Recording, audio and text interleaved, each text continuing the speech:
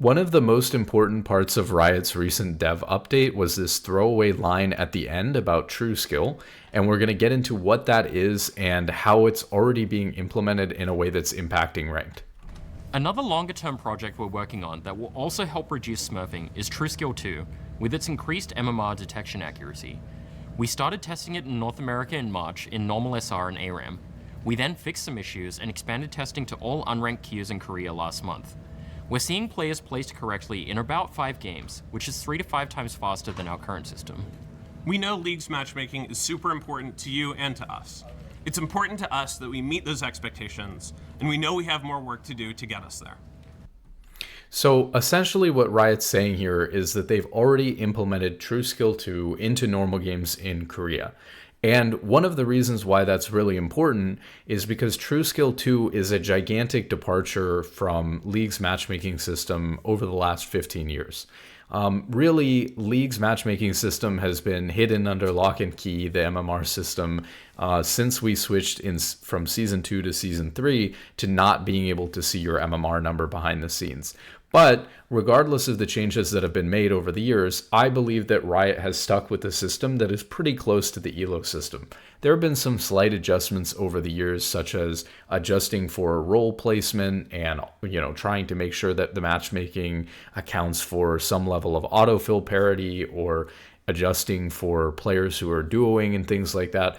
But aside from some slight adjustments when you're matching duos or when you're matching an autofilled player, a secondary role player, or things to make queue times go faster, generally the matchmaking system has stayed relatively stable and pretty competitively fair for the last 15 years. And TrueSkill is a departure from that because TrueSkill aims to match people faster, more accurately, rank people more accurately faster by using other metrics other than whether you're winning or losing a game to determine your placement in ranked and your what rank you are moving up or down. And that's obviously something that League players are kind of adverse to, because when you first hear that, you think, well, you can just game the system. And we'll get into all of that, but that's essentially what TrueSkill 2 is. Now, the big thing that I want to drop on you guys is that another system that's been in place in League for a while now is that they started using normal game MMR years ago to place fresh accounts into ranked. So if you go and you play 20, 30 normal games while you're leveling your account, they use how you're winning and losing those normal games and so what's happening with your MMR and normals to increase or decrease your starting ranked placement so that you're placed more accurately and have a more fun experience, more fair and balanced experience when you get into ranked, and you don't have to play as many games as a Smurf in low elo to try to reduce smurfing. Recently, they even added a requirement maybe a year or two ago where you have to play a minimum of 10 normal games before you can start playing ranked, so that they can use at least those 10 normal games to get a gauge of how good of a player you are, whether you're new or whether you're winning a lot of games versus certain MMR players in normals, and very likely to, need to be placed much higher. And so this is something that they've done to combat smurfing. Now, again, they're talking about it here. They're going to use TrueSkill 2 to more accurately place people by using all this extra data and extra metrics. You're able to much more easily tell and very accurately whether a player is a much higher ranked player or a much lower ranked player. And even though you don't have the win and loss data to prove it yet, you can make a guess based on the way that they're playing the game, their KDA, their warding score if they're a support, compare their stats across the board compared to other people playing the same champion or the same role, and you're able to get an idea of whether this person is likely to be much better or likely to be much worse. So here's the kicker, is that because this is implemented in normal games in Korea, and they have this system to place you in ranked based off of your normal game MMR, that means that players who are leveling up new accounts in Korea are being tested and measured using TrueSkill, and then that TrueSkill normal game MMR is being translated into ranked MMR when they get placed on those accounts. And assuming that this is live in other regions as well, because it's my understanding that usually they test this sort of thing in Korea last, because normal games, it's like the most prestigious high-level region, so they test these things generally on other servers first, then they go to Korea last. Again, we don't know that 100%, but I would say that they're probably going to Korea last before rolling it out in ranked. And we can get into the conversation about whether it's a good idea, whether it's accurate or not, as we've done before. But I think the main thing to understand here is that this is already starting to impact ranked, because if people's normal game MMR is being shaped by their true skill metrics, their stats and stuff like that, then they're going into ranked and getting placed. Their rank is already a product of true skill. So true skill is basically already being implemented in the game in a way that is going to affect ranked and is already affecting ranked for new accounts, since that's been the case. Again, we don't have enough information on regions other than Korea, so we don't know if this is implemented in NA or EU.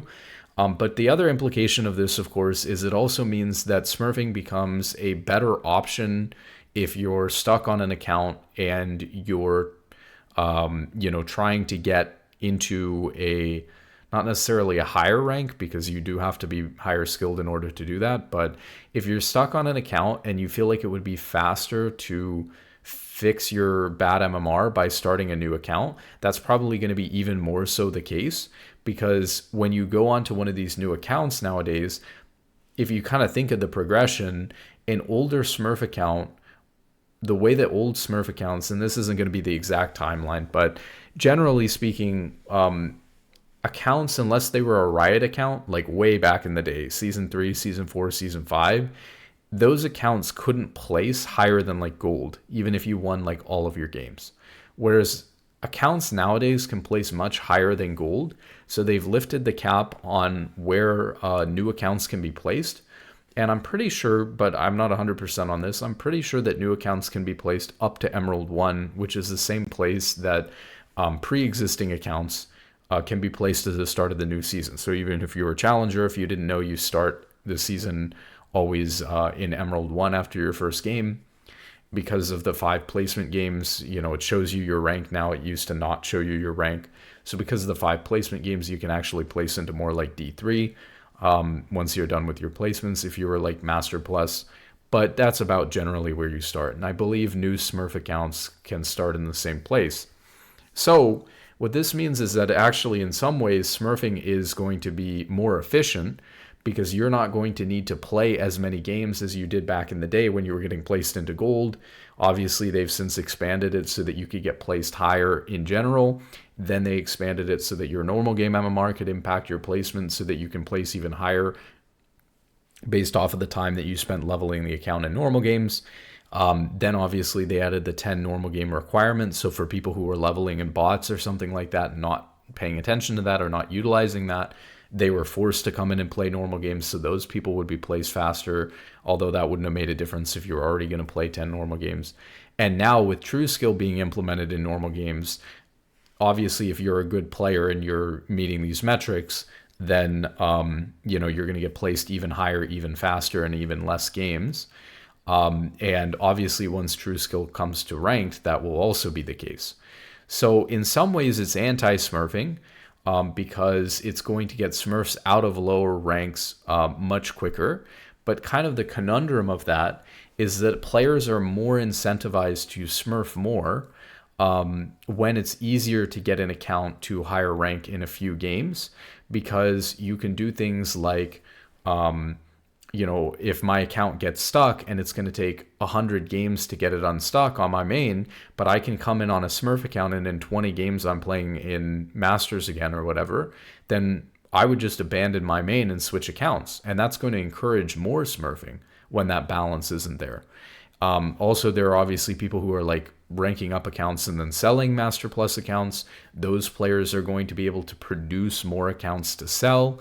Now, as I said, when I watched the original dev update, maybe with Vanguard, Riot's going to be able to ban those accounts so easily. That's not going to be a problem.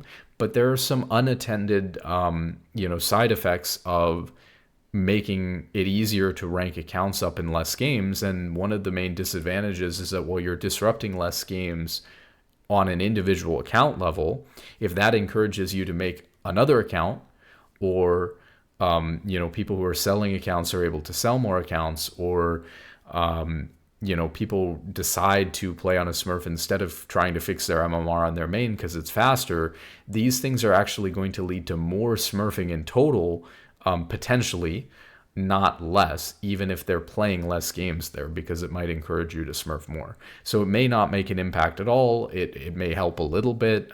It may even make the situation worse as far as Smurfing is concerned. But at the same time, we have to just be aware that like True Skill is already in the game in normals, and it's already going to impact ranked because of the way that placements work now.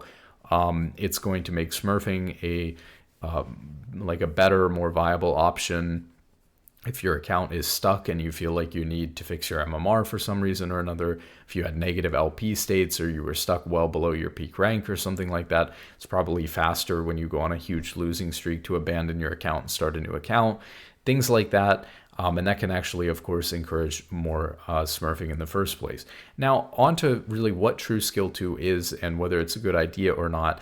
That gets a little bit complicated because my opinion after reading through the paper, we did a video where we read through the whole True Skill paper. I had a lot of mixed feelings about it because I think that in some ways a system that is more simple, clear, and honest, but slower is potentially favorable to a system that is faster and more accurate, but at the cost of transparency. And what the old ELO system or MMR, especially that we had in season 1 and season 2, that was very transparent, very clear what was going on. The nice thing about a basic ELO system is that you know exactly what's happening. You can see that when you win, you gain about 20 points, and when you lose about 20 points. Minus 1 or 2 points here or there.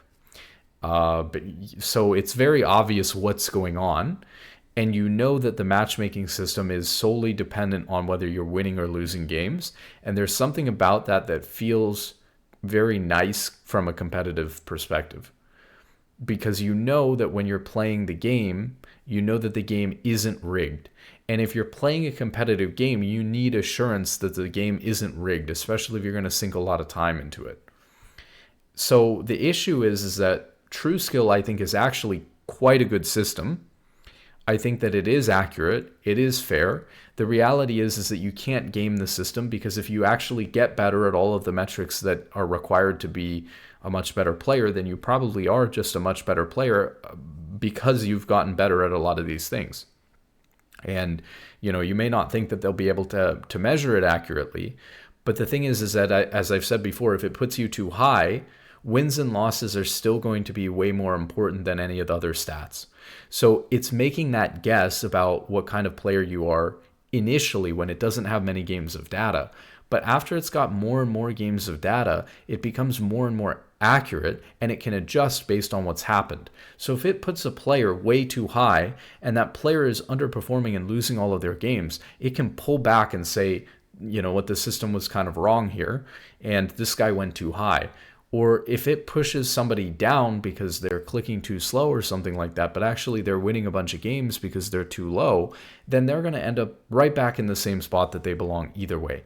So even with the system like True Skill in place, it's not going to cause people to go, to too high of a rank that they don't deserve for any extended period of time. And it's not going to cause people to go to too low of a rank for any extended period of time that they don't deserve to be at. It's just going to be a different way of getting them there, and it happens to be a faster way of getting them there. The thing that's frustrating about it is, again, it's complicated, and so a lot of people are going to misunderstand what True Skill is as a system, because they think, well, if KDA is a metric, then I can just play around my KDA, I can play to protect myself and to not die instead of playing for the team and doing what's best. And as a result of doing that, I'm going to get artificially boosted to a rank higher than I should be. But as I just explained, if you do that, improving your KDA might actually be making you a slightly better player or having a better impact on your games and whether you're likely to win or lose. And number two, because KDA is tied to whether you're likely to win or lose, even if it's a little bit artificial in the way that you're going about protecting your KDA. To maybe not as impactful as if the KDA improvements came naturally. and through helping your team to achieve a better KDA, but they still have a good impact because you're not giving gold over if you're not dying. And there are a lot of plays where your team makes a bad play and you're better off living instead of giving a bunch of gold and playing for it just because your team went in and died, and et cetera, et cetera. But, again, we have this situation where, okay, well, let's say you're a KDA player, so you go up too high where you're not capable of winning 50%. Well, after you play a few more games and it sees you're losing all of your games, you're going back down. So the system is fair, it is accurate, and the nice thing about it is that it is really efficient. Like, so you might ask the question, how fast is True Skill compared to an MMR or ELO system if it's this radical departure that scares people in a lot of ways, and so because of that, it could potentially be really bad. It's a lot faster. So with an ELO system, we're talking about usually to accurately get an account to the right rank, we're talking 50 to maybe even 200 games. And it's a really long, grueling process. So that's kind of one of the reasons why, if you're thinking about whether it's worth it to Smurf or not, if it takes me a minimum of like 50 games to take a fresh level 30 account to Masters, when I'm having a rough time on my main account and I've lost a bunch of games in a row and I'm demoting and my MMR is really bad and I find it hard to climb, if it takes me 50 games or 100 games or 150 games to get back to Masters on a new account, that's not going to be that much better than me just playing on my main. And I've got, my name and all my skins and stuff like that on my main. So of course I'm just going to fix my main account. But if you can get an account very accurately placed into Masters in like 5 to 10 games, and that doesn't mean your face rank is going to go all the way to Masters in 5 to 10 games, but still that would be shorter as well, presumably. Then, because if your MMR is going to Masters in 5 games, then your LP gains are going to be insane. So obviously the issue here is that if you can get an account to Masters in 20, 30, 40 games, now all of a sudden the math is more like, okay, if I get stuck on my main and it takes me 100 games to fix it on my main, but it takes me 30 games to get a new fresh account all the way to my main rank, or like where I'm at on my main account right now. And then when I get there, instead of having like a dead account with terrible MMR that's hard to climb on, I'm like continuing to skyrocket into higher and higher lobbies and things feel really nice. And I'm in like, big winners queue. Then I'm going to feel like maybe making that other account and giving up on my main is just the better option. So, that's one issue with that. But yeah, I don't think True Skill is necessarily a bad system. I mean, really, when you think about it, it's smart, right? Like Riot wants to Smurfs, for the most part, want to get their account to a higher rank fast because they don't want to waste their time. There's kind of two types of Smurfs, right? There are Smurf players who are like trying to go play versus silver players or gold players or whatever just to stomp them for fun. But I genuinely don't believe that that's the majority of people who are playing on Smurf accounts, at least not in my bracket, not for Master Plus players. Most Master Plus players do not want to waste their time playing games in silver and gold. They're just trying to get accounts up to either sell them or so they have an account that they can play another role on, or that they can practice champions for their main role on they're not comfortable picking on their main, or so that they can have a second or a third account on their same main champions so that if something bad happens, like a bad loss streak on their main account, they have another account they can just start climbing on and feel better on, or whatever. They have a practice account, if they're not feeling well, they're tired, whatever, they can play on their second account. So, that's the reason why most people at that rank, and probably even below it, have a Smurf account. The vast minority of people are Smurfing because they just want to play against silver or bronze, gold players, whatever. So since that's the case, it's going to be beneficial to the people who are Smurfing to get their accounts up to their rank quicker. And it's going to be beneficial to the people who are bronze, silver, gold players who don't want to play against Smurfs and want to have fair matches so they can climb against players of their own skill.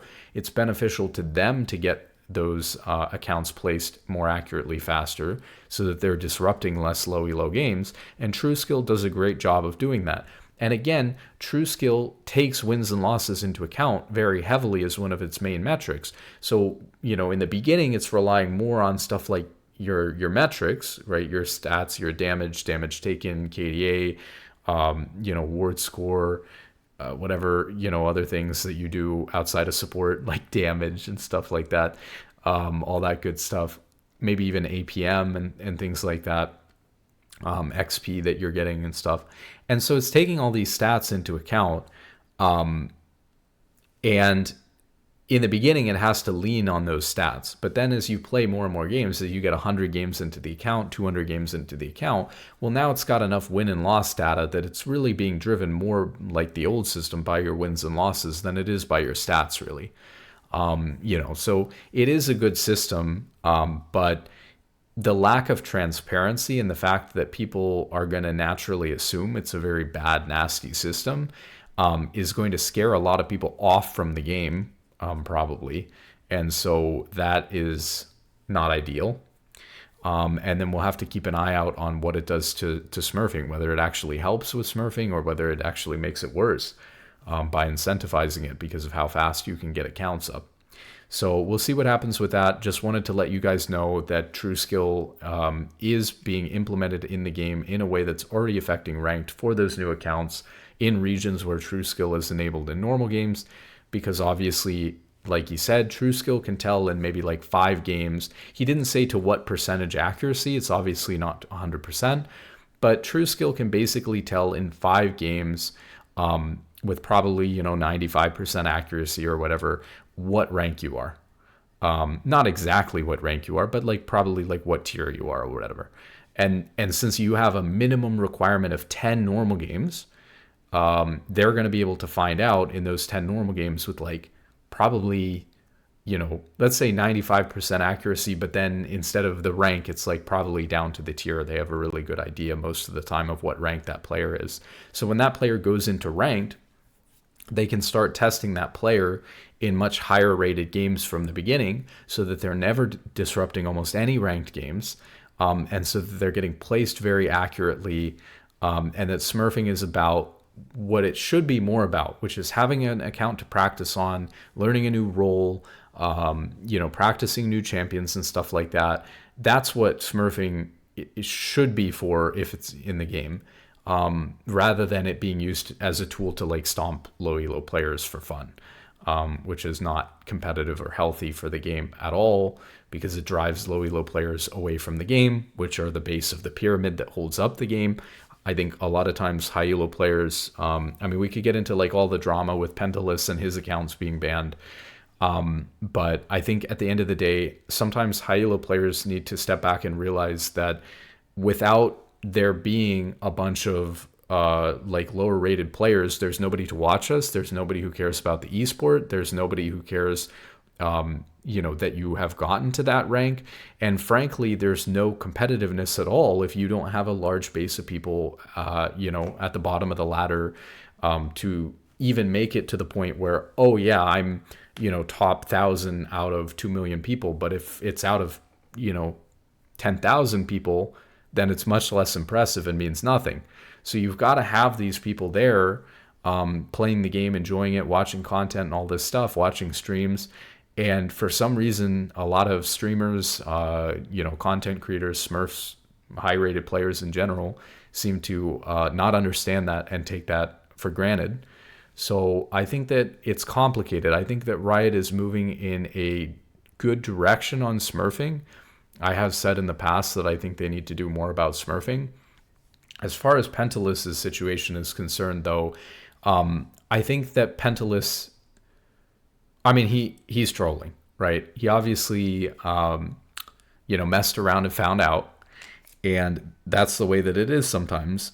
And he should have just stopped replying to this guy on Twitter. I don't even have a Twitter, but he should have stopped replying. So obviously, if you don't know, Pentilus is a very high-rated player. Was very high-rated player. It's like top couple of spots on the ladder. I think he was like rank 3, and he's a jungler. And he had posted this account where he went like 40-0 to plat. And it was like right after this dev update where they were like, you need to stop smurfing or we're going to ban you. And his thing was, which I talked about, was part of the confusion. Are we banning people for boosting and for hitchhiking, which is like duo boosting? or are we just banning people for smurfing in general, which has never been the case before? And it turns out that with Pentilus, I mean, a lot of people were saying, like, obviously he didn't hand level his accounts, somebody else leveled them. It turns out that he actually did hand level his accounts, but a while ago he had bought an account and played like 20 games on that account before abandoning it and realizing he had to hand level all of his accounts, right? And they used the fact that a while ago, like probably years ago, he had one account that somebody else had leveled that he had bought to ban all of his accounts, including his rank 3 account, for a month, which will cause his account to decay all the way to diamond. And I think it's overreach, in my opinion. I think what Pentilus did was really stupid. I think he should have stopped tweeting, and if he didn't keep tweeting, he wouldn't have gotten banned. I think if he didn't give them the information for his account, he wouldn't have gotten banned, which was stupid. He probably gave it to them because he thought he hadn't done anything wrong on the account, which was kind of true. I mean, he hadn't actually done anything wrong on the account. Obviously, most people in the community don't think that it's okay for someone like Pentilus to go play his main champion on an account from iron to plat and go 40-0. And there was a bug basically with like accounts that were placed at a certain point. The, MMR going into ranked and stuff like that was screwed up. And so these older accounts that like had been leveled but then not played on in a long time, from like season 7 or something like that, were having this issue where during that certain period of time they would all get placed like really, really low. And so his account got placed into iron, and that's why he was, still in plat 4 after going 40-0. And, but you have to think, like, from a moral perspective, okay, fine, your account's bugged and you placed an iron, but like, should you use that as an opportunity to play 40 games from iron to plat? And if you do, right, you should feel bad about it, and then you shouldn't say anything about it and kind of keep it low key. Instead, he's on Twitter posting about it and criticizing the platinum junglers he's playing against. It's really tone deaf, right? So I get that. Like, it's not easy to support someone like Pentilus when he's out there openly, like, shit talking low elo players, when he's using this account that had this bugged placement in order to make content out of it, and get this really insane, 100% win rate on 40 games. When he's using it like that, it doesn't seem like a guy who's like, oops, my account was bugged. I'm just trying to get to my rank or whatever and do my thing with the second account. No, this guy's like, he's trying to prove a point by playing on a Smurf, criticize people and stuff like that. He's posting it all over the place right after this announcement from Riot about not doing stuff like this. So obviously it's dumb and it's hard to get behind the guy. But the problem that I have is that he didn't do anything wrong on the account that he was talking about. And Riot specifically went out of their way to make an example out of this guy, and ban all of his accounts, not just the one that, was actually breaking a rule, which he hadn't even really used. They basically looked through his entire history to see if there was anything that they could possibly ban the guy for, and then just banned him for it. And, not only are his accounts going to decay to diamond, but because it's near the end of the, it's somewhat near the end of the year, so he'll be unbanned like the end of September. His ability to push for rank 1 when he was 1700 LP, and now he's going to be diamond 1 75 LP when he comes back at like the end of September, he's not really going to have enough time to like push for rank 1. So he's like one of a couple of players who's in contention for rank 1 and was, going to be trying to fight for that spot. Now it's not possible. So I get it's hard to get behind the guy, but I think that they obviously went too hard in terms of, trying to penalize the guy and like search for anything that they could to punish the guy. But yeah, we're gonna not talk about Smurf accounts here for much longer. I think we're gonna keep it low key. Anyways, I have to go. That being said, good luck in solo queue and have a wonderful day.